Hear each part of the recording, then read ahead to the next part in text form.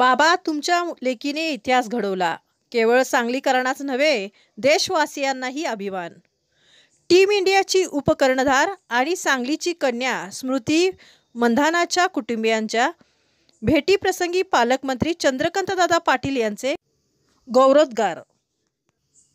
बाबा, तुमच्या लेकीने आणि तिच्या सर्व सहकाऱ्यांनी इतिहास घडवला. केवळ सांगलीकरांनाच नाही तर प्रत्येक भारतीयांना त्यांचा अभिमान आहे, अशी भावना राज्याचे उच्च व तंत्रशिक्षण मंत्री आणि सांगली जिल्ह्याचे पालकमंत्री चंद्रकांतदादा पाटील यांनी आज व्यक्त केली.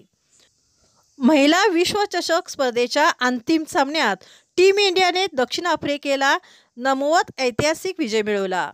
आज टीम इंडियाची उपकर्णधार आणि सांगलीची कन्या स्मृती मंधानाच्या घरी जाऊन तिच्या आईवडिलांचे विशेष अभिनंदन केले. यावेळी जिल्हाधिकारी अशोक काकडे देखील उपस्थित होते. यावेळी आपल्या भावना व्यक्त करताना पालकमंत्री चंद्रकांतदादा पाटील म्हणाले की गुणवत्ता केवळ मोठ्या शहरात असतं असे नाही.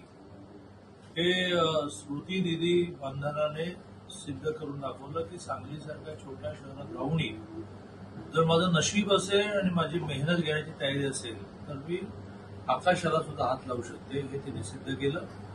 आणि जवळजवळ त्या टीमच्या प्रत्येकाचा जो परिचय आला, म्हणजे कॅप्टन सुद्धा हरियाणातल्या एका छोट्या गावचे प्रयत्ने रगडिता वाळूचे कण त्यातून निघे तेल. म्हणजे प्रयत्नाने वाळू जरी रगडली तिथून तेल निघतं, असं आपलं वाक्य हे स्मृती दिदीने खरं केलेलं आहे. आज अतिशय सविस्तर तिचा परिचय मी वाचला आणि मी थक्क झालो की ज्या प्रकारची ती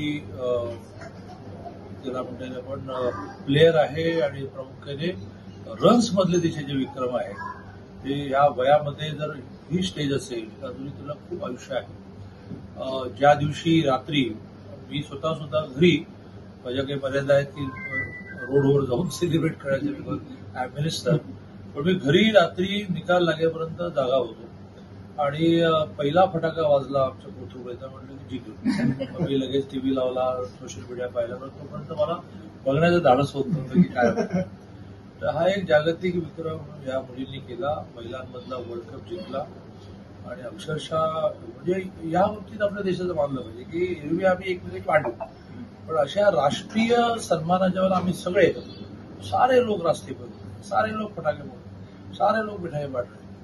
असा दिवाळीनंतरची दिवाळी करण्याचा या महिला संघाची उपकप्तान स्मृती दिदीने आम्हाला सगळ्यांना संधी दिली. तिच्या घरी मी आलो आहे, पण ज्या आईवडिलांनी तिला मोठं केलं, कारण आणि तिला पण बहुधा त्याची किंमत आहे, त्या आईवडिलांना भेटण्यात आम्हाला जास्त इंटरेस्ट होता. खूप अभिनंदन, खूप शुभेच्छा.